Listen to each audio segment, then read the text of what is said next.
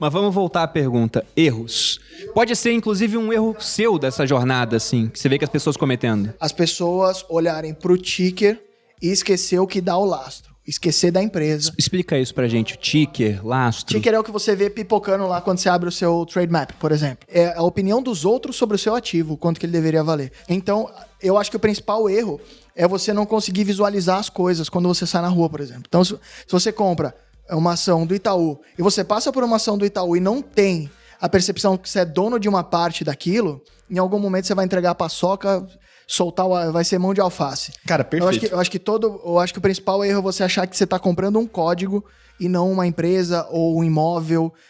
Quando você não olha para o lastro, você só olha para a tela, a minha percepção é que você só está dando importância para a opinião dos outros. Você não tem a própria opinião. Isso é legal de dizer, porque eu, como uma pessoa que teoricamente não deveria saber bastante, mas eu até sei, né? É engraçado, porque desde sempre a gente falava sobre isso em casa, né? O Bruno falava, vou comprar Itaú. E aí, quando a gente passa no Itaú, a gente sempre fala, olha, nossa empresa, olha, abriram mais um Itaú. A gente deixou de, então, a gente de fazer festa de casamento, de comprar história. móvel para comprar Itaúsa. Essas ações que a gente fala, isso é um percentual da empresa. Uma ação é um percentual muito pequeno. Mas para vocês entenderem e visualizarem mais fácil, se eu tivesse dinheiro suficiente e comprasse o suficiente de ações do Itaú, eu podia sentar na mesa e fazer igual aqui e a gente ia começar a mandar no Itaú. Então a ideia é essa. Precisaria de bastante, no alguns caso. bilhões.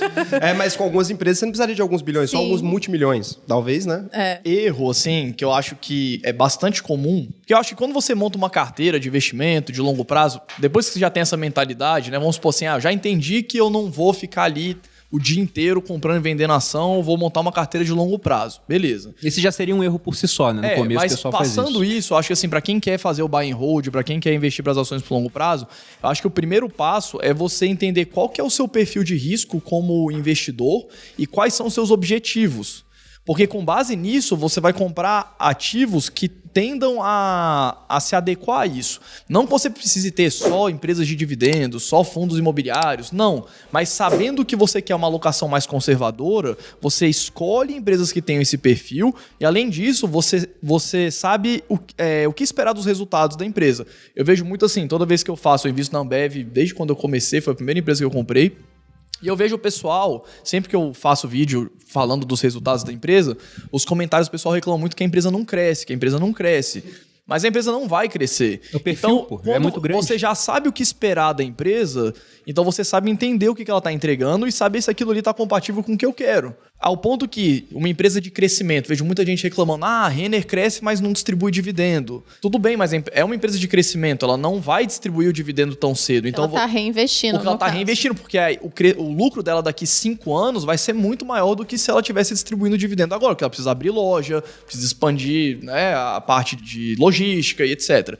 Então, assim, a empresa, você precisa saber onde você está botando seu dinheiro para saber se faz sentido com... O pessoal tá comprando uma minivan e reclamando que não corre igual um carro esportivo. Exatamente. Isso, né? Eu acho o seguinte, né? Até pegando o gancho do que o Fábio falou, vamos supor, eu era militar e eu já tinha muita segurança porque eu era pago pela União, né? Eu era funcionário daquele pessoal que tem a máquina de criar dinheiro. Então, já que eu tinha tanta segurança assim, eu não achava que eu precisava de carteiras, de empresas, melhor dizendo, focadas em dividendos. Empresa muito grande, que ela é muito previsível, eu podia arriscar um pouco mais.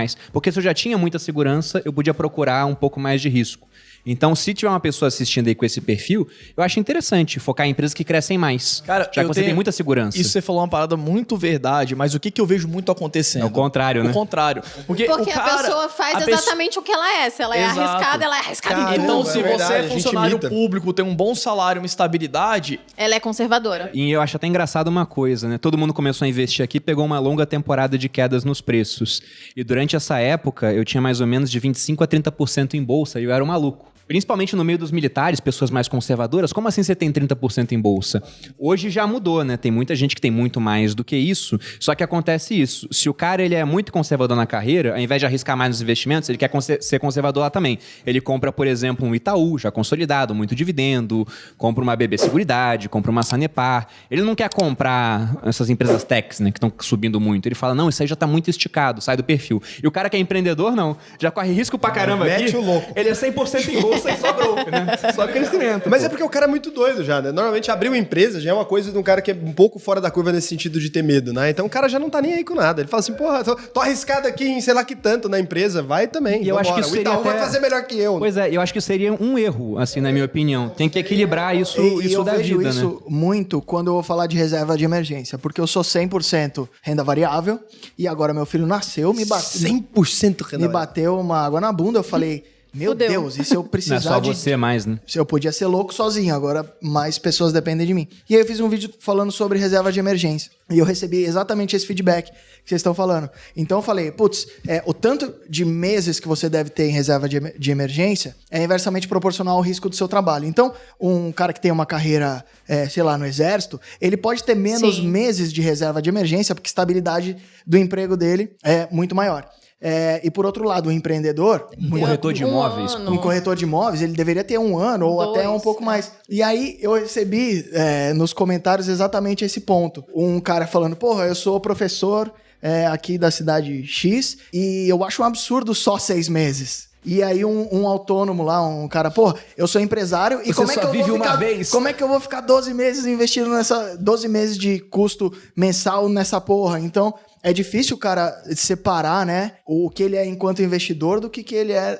Mas o cara não separa nem na empresa também, por isso que tanta empresa quebra. O cara Também. não tem 1 ano de folha ali, de pagamento garantida na empresa. Na primeira Tem nada. parte da pandemia já teve empresa quebrando com 30 dias. E aí entra até uma parte que o Fábio citou do comportamental, né? Que é mais importante às vezes que o técnico. Tem aquele caso emblemático do fundo do Peter Lynch, que ao longo de 13 anos ele conseguiu uma rentabilidade de 29,2%. Era tipo, dar 100 mil na mão dele, ele voltava 2.800.000 no final de 13 anos. Em dólar, né? Em dólar, né? Maravilhoso. Aí todo Em mundo dólar, pensa, eu que quero vale mais do que achar dinheiro, que a gente já descobriu Pois que é. Vale mais que barra de ouro. Vale mais que dinheiro. Eu quero investir no fundo do Peter Lynch, quero achar o Peter Lynch brasileiro. Só que a maior parte dos cotistas do fundo do Peter Lynch perdeu dinheiro. Porque eles entravam no fundo na hora que a Malu falou, quando ele saiu na capa da Tava revista, subindo. todo mundo entra, e aí o fundo ele tem um retorno à média, assim, pega um momento ruim, ele cai. O pessoal, na hora que o fundo caía, tirava o dinheiro. E muitas vezes não porque o cara tinha... medo, não tinha os aspectos comportamentais. Poderia ser isso também, mas poderia ser a falta de uma reserva. Simplesmente, na hora que a bolsa tá caindo, ela pode não tá caindo descolada do mundo. Na pandemia, a bolsa caiu porque o mundo piorou pra caramba. E caiu tudo junto, né? Caiu o Tudo Bitcoin, caiu, todo mundo ficou Tudo. criticando o Bitcoin. Cadê a reserva de valor? Que agora que tudo tá caindo O pessoal me mundo. marcava no Instagram, mas arrastava meu nome pro lado pra não aparecer, né? E botava assim o Bitcoin caindo. Teve um cara que escreveu assim, cadê o seu Messias? Mas sobre isso da reserva de emergência é interessante, até porque muita gente fala, e eu concordo, que é interessante começar a investir tendo essa reserva. Porque se ele for fazer só a reserva de emergência, ele quer juntar 6 meses de salário, e ele poupa 10% do que ele ganha um mês. Então ele leva 10 meses pra juntar um salário, 60 meses pra juntar 6 salários. 60 meses são 5 anos. Ele perderia todo o ciclo de alta que a bolsa teve, aí ele ia começar a investir. Agora eu tô pronto. Pode ser que tenha mudado, né?